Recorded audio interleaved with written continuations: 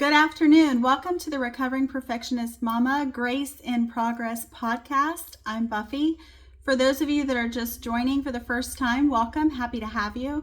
To give you a little bit of information about me, my name is Buffy, and I am a women's lifestyle creator on TikTok, YouTube, and Instagram, covering topics that are of concern to women, such as marriage, family, self-empowerment, self-improvement, mental health, fitness and nutrition, biohacking, self-mindset, all sorts of things like that. If you're interested, the username that I use is through all platforms, so you should be able to find me easily if that is what you're interested in.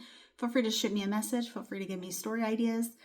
The username is the same on YouTube, TikTok, and Instagram, so check that out if you're interested. So today what we're going to be talking about is we are going to be talking about steady hearts and the heartbreaking topic of children's mental health. And the topic is steady hearts, supporting your child's mental health without overfixing. And as a mother, that can be extremely difficult to not want to take that part away from your child so that they don't have to experience that pain, that anguish, that hurt, that anxiety, and all of that we've experienced in the past probably, and know how it feels to feel that way. So as parents, our instincts tell us what hurt, tell us to fix what hurts. When our kids are anxious, shy, or struggling, we want to swoop in, smooth it over, and make it better. But sometimes the best help isn't to fix, it's to understand. Today we're talking about how to support your child's mental health, anxiety, self-esteem, social fears without rescuing them out of every hard moment. Because resilience isn't built through avoidance, it's built through presence. Understanding the landscape. Let's start here. Kids today are growing up in an emotionally loud world.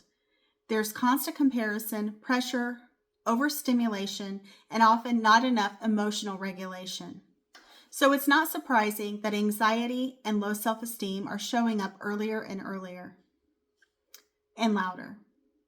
But here's the good news. Parents have so much power to shape how kids process those feelings, not by fixing the emotions, but by helping them navigate them. Anxiety, self-esteem issues, and social fears are all part of being human. We've all experienced it. That doesn't make it any easier for the mama hearts who know how painful that is and want their kids to avoid that. Unfortunately, it doesn't seem like it's possible. They don't mean something's wrong with your child. They mean they're learning to be human in real time. When we rush to fix, we unintentionally send the message, you can't handle this on your own. Is that the message we want to send? Absolutely not. But when we guide, we send the message, you're capable, and I'm right here while you figure it out. Part 2, anxiety. What's really going on? Anxiety is the brain's alarm system. It's not bad, it's overprotective. For kids, it often sounds like, what if I fail? What if they don't like me? What if something bad happens? Here's how we help without overfixing. Stay calm when they can't. Your calm nervous system teaches theirs how to reset. Instead of saying, you're fine, say, I see that feels big. Let's breathe together. Don't rush the rescue.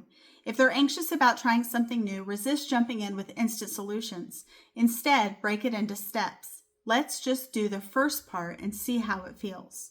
Name it to tame it. Help them identify the feeling. Is it sadness? Is it guilt? Is it frustration? Is it hurt? Is it disappointment? What is it?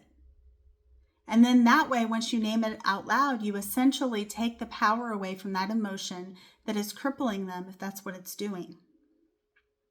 It sounds like your worry voice is getting loud today. Labeling emotions reduces fear. It gives the feeling a name, not a shadow. Building self-esteem from the inside out. Self-esteem isn't built from constant praise. It's built from self-trust. Kids gain confidence when they experience themselves handling challenge, not being shielded from it. Here's what helps. Praise effort, not outcome. I love how you kept trying even when it was tricky. It teaches them their worth isn't tied to perfection, nor should it ever be, right? None of us are perfect. Why would we tie praise to perfection?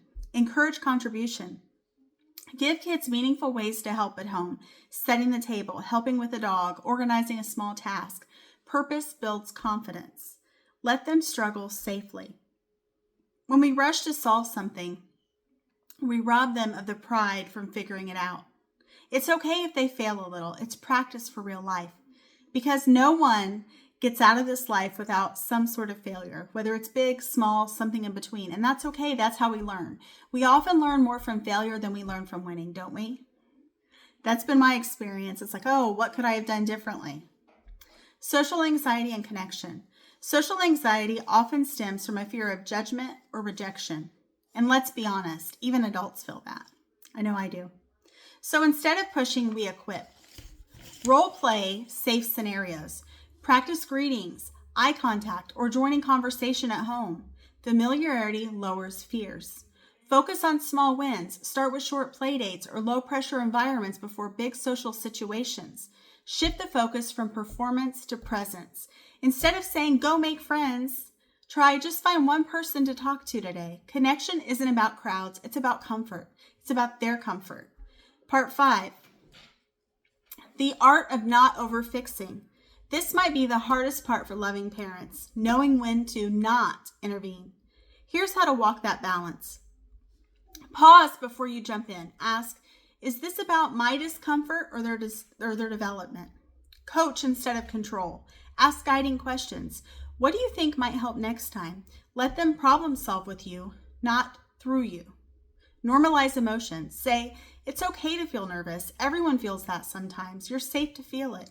Because our goal isn't to eliminate discomfort, it's to help our kids grow through it. And that's what builds emotional strength.